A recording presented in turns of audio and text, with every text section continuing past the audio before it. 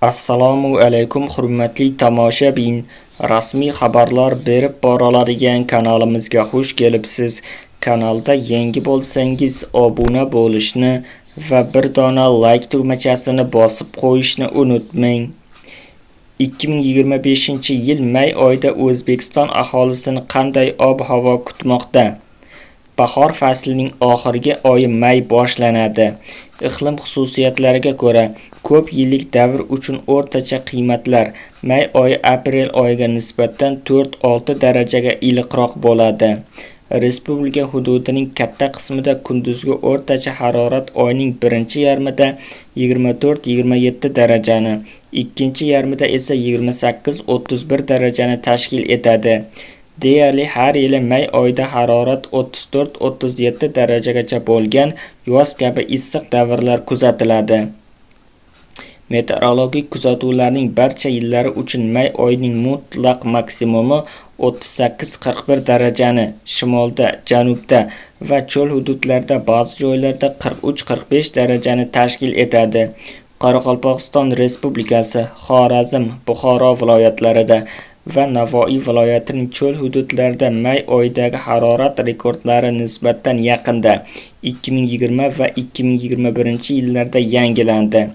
Toshkentda may oyining eng yuqori harorati 39,9 daraja bo'lib, u o'tgan asrning boshlarida qayd etilgan. May oyida haroratning o'zgarib turishi mart va aprel oylaridagi kabi sezilarli darajada emas. Kunduzgi harorat 13-18 darajagacha pasayish davrlari har yili ham kuzatilmaydi. Odatda bunday holatlar qisqa davrlarda kuzatiladi. O'zbekistonda may oyiga global isish tendensiyasi sezilarli darajada ta'sir ko'rsatmoqda. May oyida o'rtacha oylik havo harorati boshqa oylarga qaraganda tezroq ko'tariladi. So'nggi 10 yillikda deyarli barcha may oylari iliq bo'ldi. Nafaqat so'nggi yillarda, balki O'zbekistonda o'tkazilgan meteorologik kuzatuvlarning barcha qatorlari uchun 2001-yil may oyi respublika hududining katta qismida me'yordan 3-4 darajaga yuqori, 2001-yil may oyi esa respublikaning shimoli-g'arbiy qismida va cho'l hududlarda me'yordan 3,5 darajaga yuqori, eng iliq bo'ldi. Ushbu asrda 2003-yil may oyi esa may oyi eng sovuq, me'yordan 2-3 darajaga past bo'lib, barcha kuzatuv yillari uchun 1934-yil may oyi me'yordan 2-3 darajaga past bo'ldi. 1989-yil may oyining boshi o'ziga xos bo'ldi. Shu yili aprel oyining oxirida respublikaning katta qismida qor ko'rinishidagi yog'ingarchilik kuzatilib, 1-2 may kunlari esa havo harorati sovuq, 1-2 daraja sovuq bo'ldi. Bu O'zbekistonda meteorologik kuzatuvlar tarixidagi qor yog'ishi va sovuq tushishining eng kechki muddatidir. O'sha yili respublikaning qishloq xo'jaligi juda katta zarar ko'rgan edi. May oyida oylik yog'ingarchilik me'yori mart va aprel oylariga nisbatan 3dan 1 qismga kam. Yomg'irli kunlar soni esa bu oylarga qaraganda 2-3 martaga kamdir. Ammo bu statistik ma'lumotlarga ko'radir. Haqiqatda esa may oyida yog'ingarchilik juda xilma-xil bo'lishi kuzatiladi.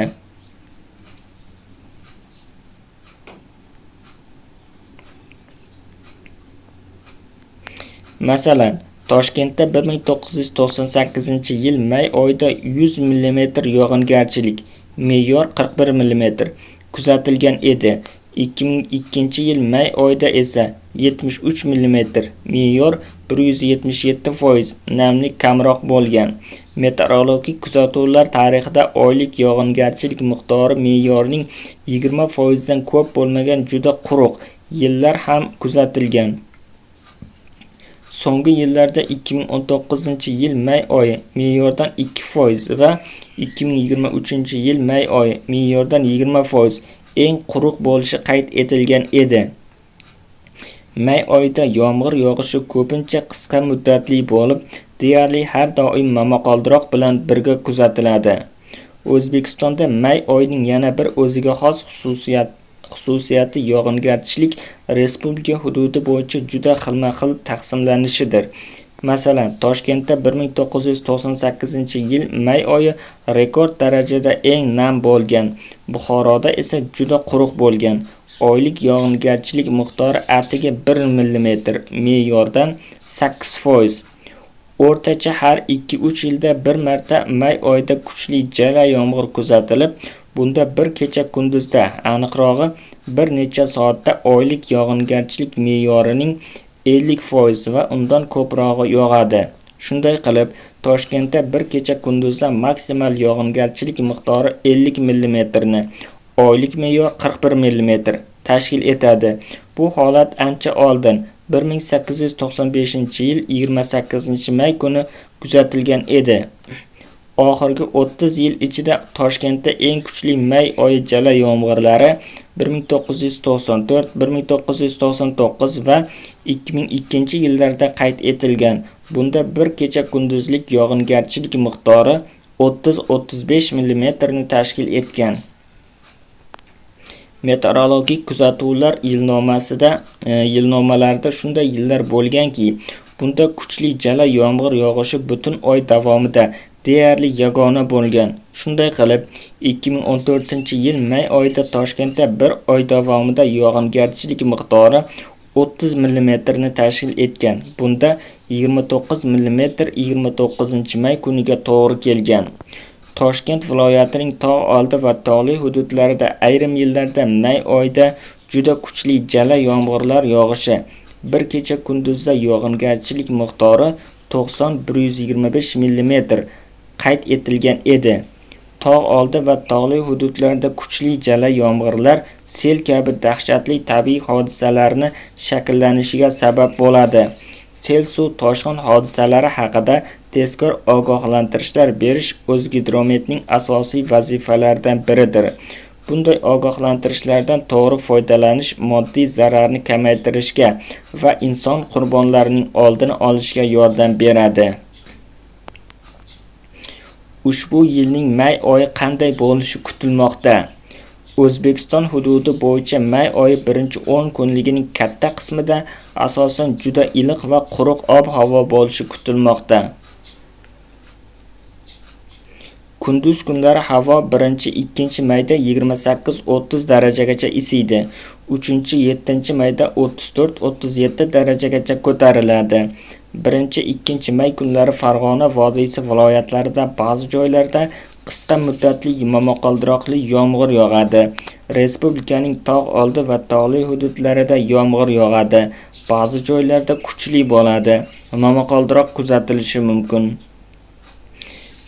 Respublikaning qolgan hududlarida 1-7 may kunlari yog'ingarchilik kutilmaydi. 1-10 kunlikning oxirida harorat foni biroz pasayadi. Ayrim joylarda qisqa muddatli yomg'ir yog'ishi, momaqaldiroq kuzatilishi mumkin.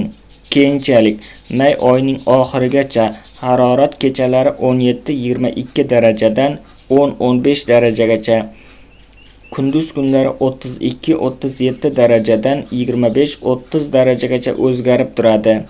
2 va 3-10 kunliklarning ayrim kunlarida respublika bo'yicha ba'zi joylarda qisqa muddatli momaqaldiroqli yomg'irlar yog'adi.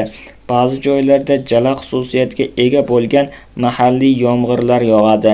Hatto bir shahar doirasida ham may oyi yomg'irlar bir hududda kuchli yomg'ir yog'ishi va shaharning boshqa chekkasida esa u deyarli sezilmasligi mumkin.